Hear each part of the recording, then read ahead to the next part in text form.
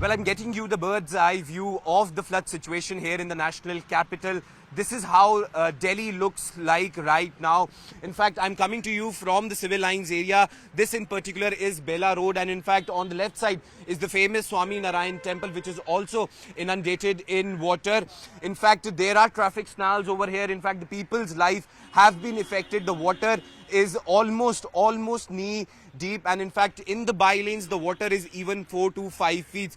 So the situation is getting worse with each passing moment. In fact, the water has now got inside the homes of the people, and in fact people living at this very stretch, at this very by lane, are forced to actually move out from their homes. So the situation remains grim, and in fact the water continues to rise. In fact, since it is a temple, there were a lot of shops which were operative at this point, but now since water levels has increased, many shopkeepers are actually forced to close their shop and in fact to bring their belongings over here. You can see a lot of people who were actually working down at many shops have actually put out their stuff over here just to protect them from rain. I have a gentleman over here who works at one of the shops.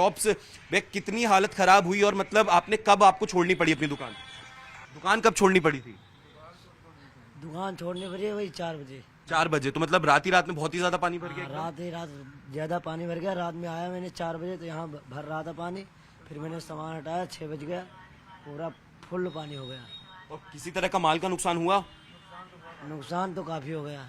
क्या आपका भी कोई नुकसान हुआ है? नहीं, हम वही दुकान पे एक ही दुकान पे दोनों रहते हैं। अच्छा, जो काफी नुकसान हुआ है दुकान में। भट्टी सब सिलेंडर सब बूढ़ गए हैं।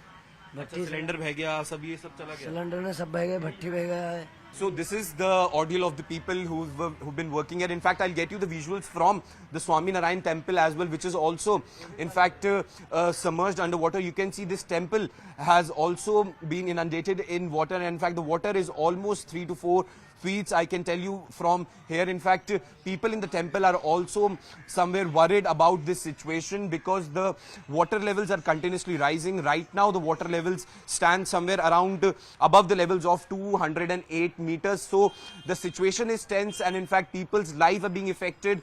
The water levels are rising. There are traffic snarls, advisory being issued by the Delhi police traffic official, but still in fact section 144 is also in place, but definitely the situation is something to worry about because as per the officials, what we are given to understand is that the uptrend is on, and in fact there is a very menial chance that today the levels will go to the downwards trend. So right now the onus will be on the authorities to actually also check the situation right now, and in fact the aftermath of this entire flooding will be also very grave because there are many areas where people's shanties who were living in the low-lying areas have been removed.